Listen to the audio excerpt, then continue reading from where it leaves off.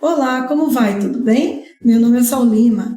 Aqui nesse quadro chamado Aprenda sobre Dermatite Seborreica, nós vamos discorrer sobre essa temática tão importante que está dentro do nosso salão todos os dias, acomete grande parte da população, que é a dermatite seborreica. É a mesma caspa. Eu sou pós-graduada em tricologia, sou terapeuta capilar quântica e, assim como você, eu sou cabeleireira há mais de 30 anos. Hoje, aqui nesse vídeo especificamente, nós vamos conversar sobre as diferenças e semelhanças entre a dermatite seborreica e a psoríase. E são dois problemas totalmente diferentes, mas que têm muitas semelhanças. Então, quando eu trago para vocês essa temática psoríase e dermatite seborreica, é porque existem semelhanças, muitas semelhanças, que podem fazer confusão, que você, enquanto profissional cabeleireira, de repente recebe uma cliente do seu salão que tem uma ou outra e você não vai saber diferenciar. Isso é importante. Então, aqui eu vou falar para você a respeito da psoríase primeiro.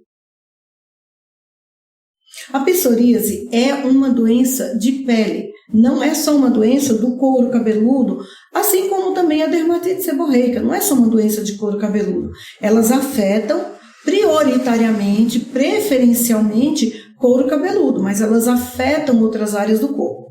Quando nós tratamos da temática psoríase, nós vamos ter aí diversas apresentações, elas são pelo menos 5 tipos diferentes. Então nós vamos ter uma que afeta mais joelho, couro cabeludo, uma que afeta mais a palma da mão, a planta dos pés, uma que afeta aí as unhas, mas nós estamos aqui tratando desse tipo de psoríase que ela afeta especialmente, não somente, mas especialmente, prioritariamente, couro cabeludo.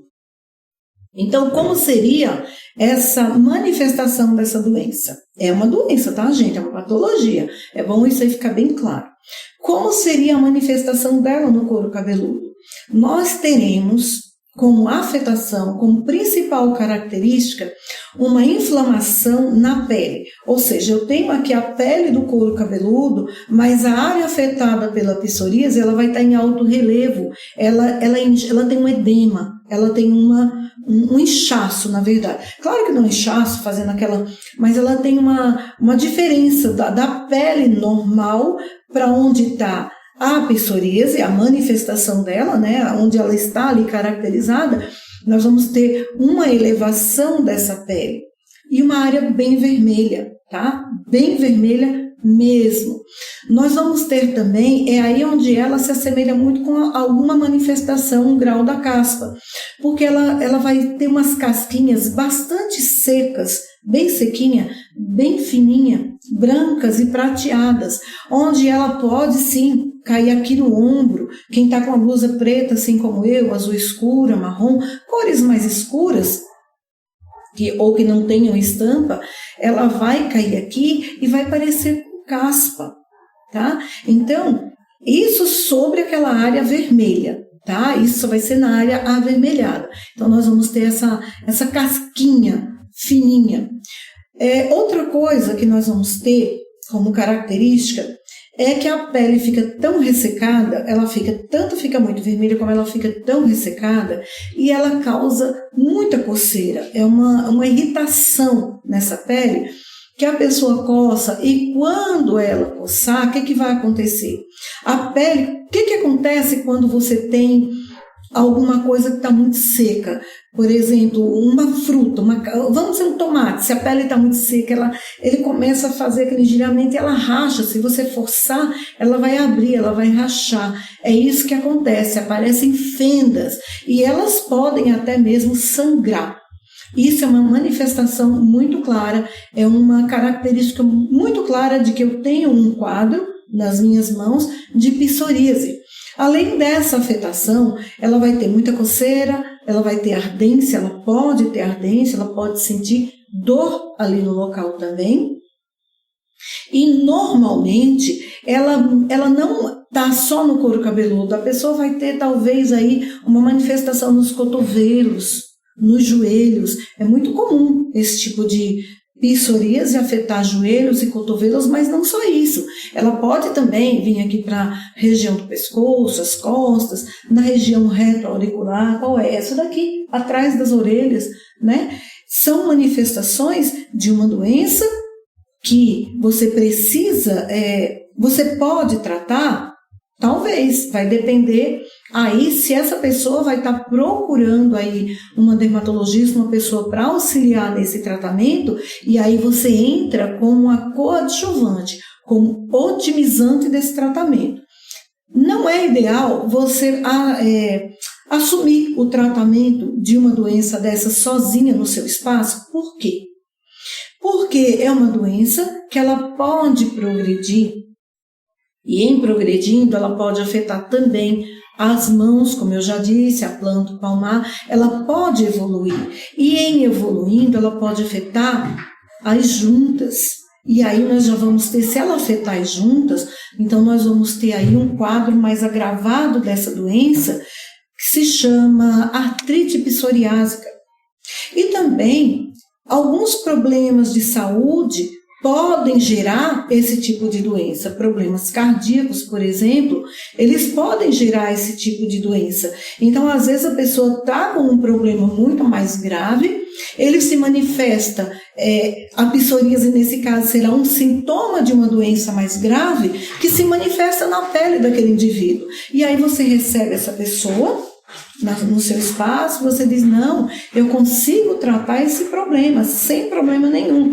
E você realmente consegue tratar, mas muitas vezes, como eu estou dizendo, ela pode ser apenas um sintoma de algo mais grave. E em sendo esse caso, você vai tratar topicamente, você pode ter uma melhora, mas você vai ter uma reincidência muito rápida, porque a causa real do problema não foi tratada. Por isso a importância de você pegar essa paciente e você dizer a ela, olha, você vai procurar um dermatologista, ele vai tratar o seu problema, vai pedir exames, é importante que você peça exames lá, e aí você vai entrar como coadjuvante, ok?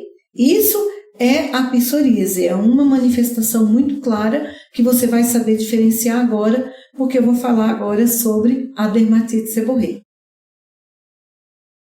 Na dermatite seborreica, nós vamos ter também uma afetação couro cabeludo e extracouro cabeludo, como eu já expliquei.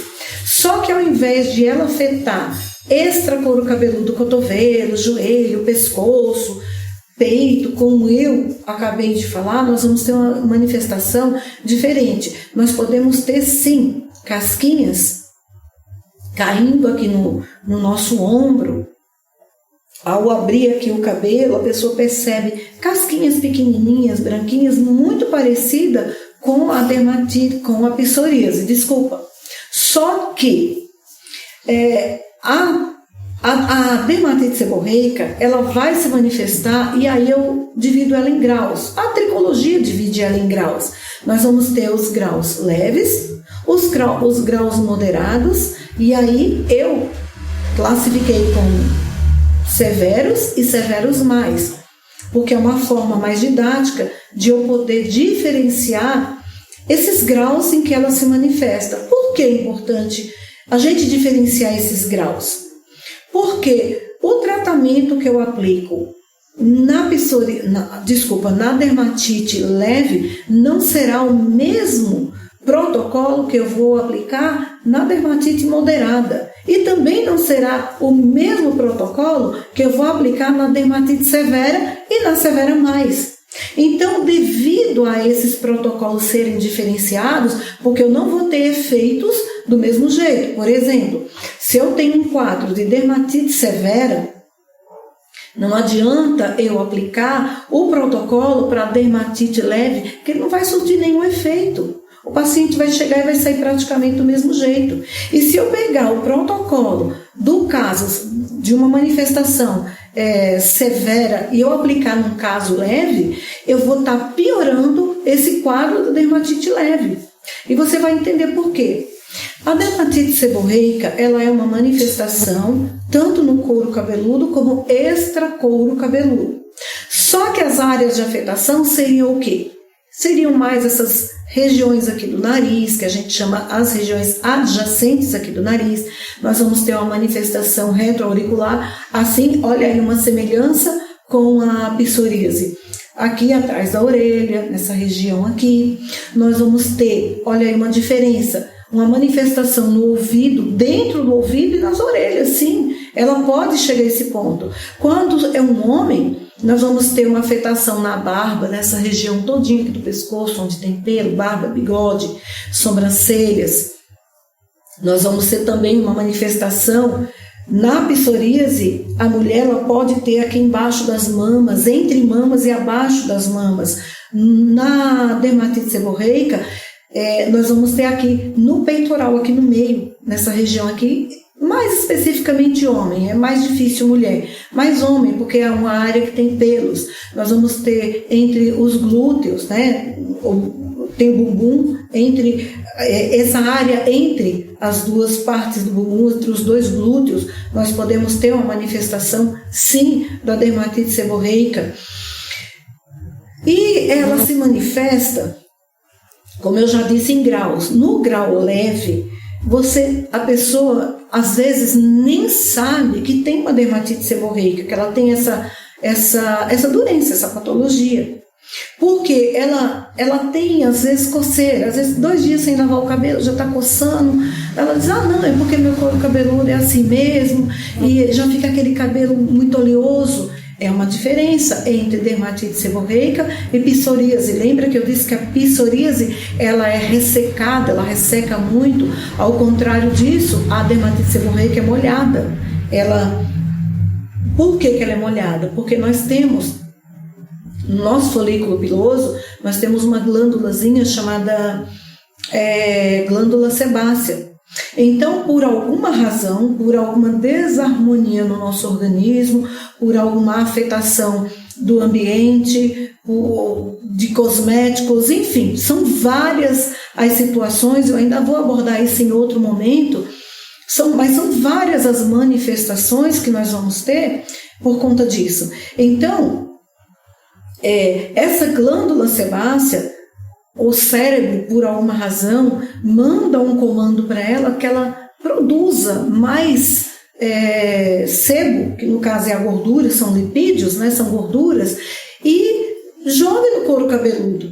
Então nós vamos ter aí uma descamação desse couro cabeludo, que essa descamação também é natural. Nós perdemos essas células diariamente, de forma natural e dentro de um contexto onde não é perceptível.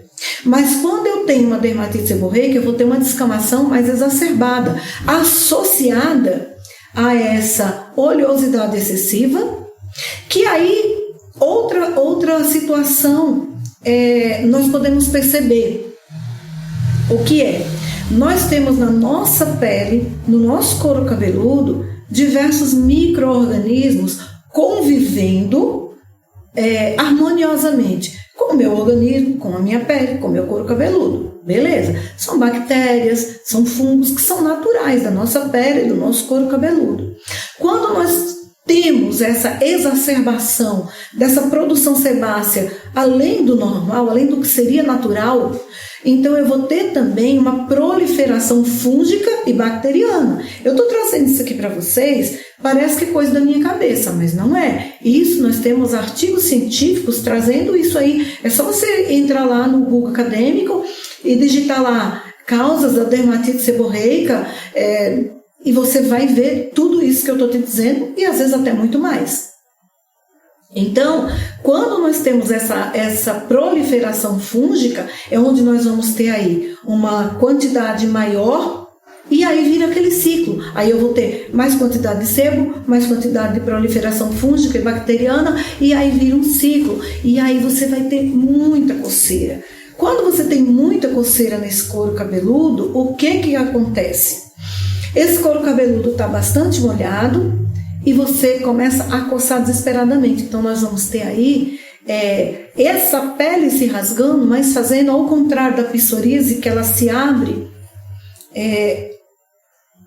ela se abre em fendas, nós vamos ter aí feridinhas. Sim, nós vamos ter feridas, realmente feridas, que muitas vezes a gente consegue observar essas feridas a olho nu, tá? Isso normalmente no couro cabeludo, tá bom? Isso é a manifestação de uma dermatite seborreica no nosso couro cabeludo.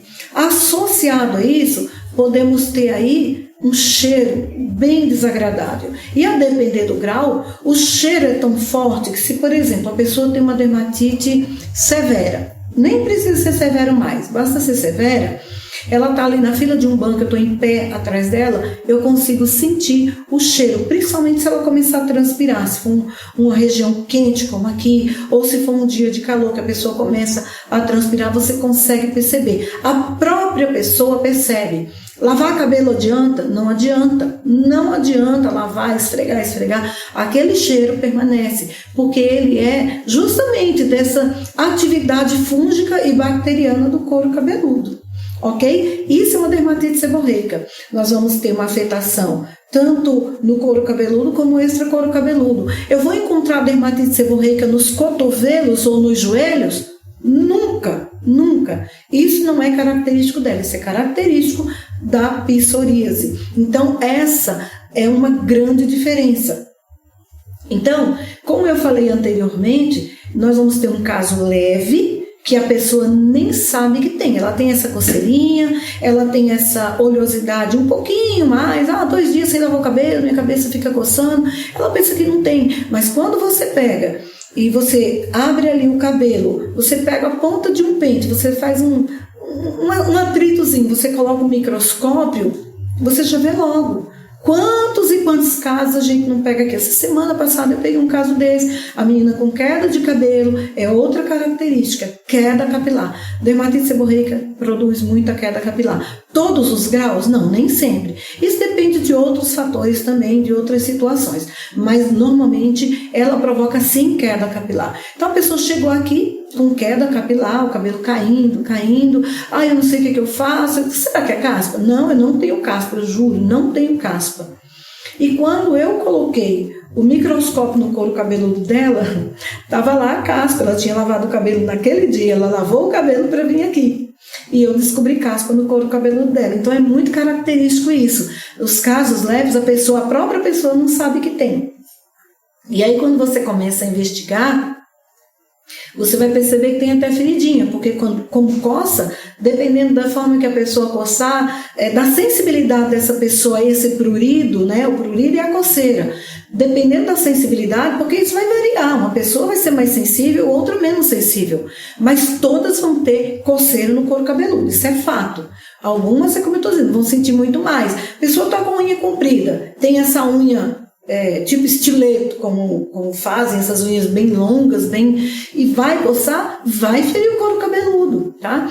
No caso moderado, nós vamos ter sim. Aí você já vai observar olho nu, você não precisa nem colocar o microscópio. E com certeza você vai ter feridinha, com certeza vai ter mau cheiro, com certeza vai ter um couro cabeludo muito oleoso, com certeza vai ter aqui, ó, que é a mesma coisa lá da psoríase. Você vai ter aqui, ó, caindo aqui aquelas casquinhas que parece uma casca seca, parece uma caspa seca. A gente diz é caspa seca. Na verdade, quando você olha o couro cabeludo, ele não é seca, é uma descamação, ela chega a cair aqui, mas ela não é exatamente seca não. Nós vamos ter aí uma oleosidade sim, um pouco exagerada nesse couro cabeludo.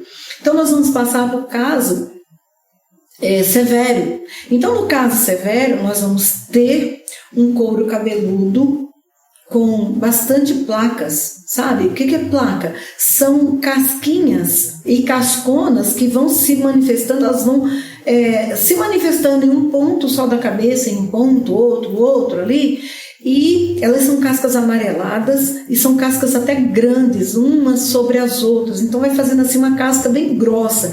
Nós vamos ter bastante mau cheiro nessa manifestação aí, nessa forma aí, bastante mau cheiro mesmo. A própria cliente, quando ela vem chegar no espaço da gente, ela já está bem aflita, porque ela já procurou ajuda de outras formas, ela já tentou em casa, ela já procurou outros profissionais e ela não conseguiu. Então, eu costumo dizer que a gente é a tábua de salvação, é como se ela estivesse morrendo ali afogada, é como se ela estivesse ali morrendo afogada, E de repente ela encontra, achei alguém, essa aqui é a minha última esperança. E quando ela nos procura, olha aí, a gente consegue resolver o problema. O caso severo mais, ele é uma manifestação muito mais agressiva do caso severo. Então, se eu tenho no caso severo umas cascas aqui ou acolá, né? No caso severo mais, eu vou ter muito mais, ela é muito mais agressiva. Ela é do mesmo jeito, só que muito mais agressiva. Então, é muito importante a gente saber diferenciar essas duas temáticas, essas duas patologias. Porque, já pensou? Se você vai no médico e o médico te diz, você tem tal problema, e ele vai tratar o teu problema e o teu problema é outro, se não foi feito um diagnóstico correto. Então, isso é mais do que importante, a gente fazer um diagnóstico correto sobre essas duas patologias. Por quê? Como eu já disse, elas tanto têm diferenças gritantes, mas elas também têm semelhanças muito gritantes. E saber diferenciar isso é uma coisa super importante. Aí você pode pensar assim, mas eu não vejo essa situação acontecer dentro do meu salão. Mas eu te garanto que existem sim essas situações frequentemente dentro do seu salão, especialmente sobre dermatite seborreica, porque elas têm graus diferentes, como eu já falei, e dentro desses graus, o grau leve, ele é uma constante dentro do nosso espaço de beleza, dentro do nosso salão. Então, se você não souber reconhecer isso, o que vai acontecer? Você está correndo o risco de colocar um produto sobre um couro cabeludo lesionado, porque, como eu já disse, ele gera feridinhas, a pessoa coça e gera uma ferida, e aí você vai ter um problema seríssimo. Por quê? Porque essa cliente pode ter aí uma inflamação nesse couro cabeludo, e aí quando ela te ligar, que ela disser, olha, meu couro cabeludo está aqui inflamado, tem uma ferida aqui aberta, eu não tinha, foi o seu produto. Você vai fazer o quê? Então é importante. Gente, esses temas, isso eu acho de tanta importância enquanto cabeleireira. Eu estou falando agora enquanto cabeleireira. Conhecer esse assunto, conhecer essa doença, né? Essa patologia dermatite seborreica, que eu desenvolvi um programa completo ensinando essas diferenças, ensinando a tratar esse problema. Isso que eu trago aqui para você, a gente pode dizer que é a pontinha de um iceberg, porque isso aí é um caso, é um caso corriqueiro, é um caso que tem muito, Quantas pessoas, pensa aí, quantas pessoas você conhece que tem dermatite seborreica, que tem caspa? Vamos dizer assim, caspa, que é o termo mais popular que todo mundo conhece. Um monte de gente. Então é uma coisa muito corriqueira. Mas ela não é uma coisa tão fácil de se tratar, tão fácil de se entender. Então, pensando nisso, eu desenvolvi um programa completo. Só que eu não tenho como trazer isso aqui, isso é assunto para um outro momento, ok? Mas é importante você desenvolver, você aprender isso, você saber diferenciar para você poder aplicar um protocolo correto dentro do seu espaço de beleza.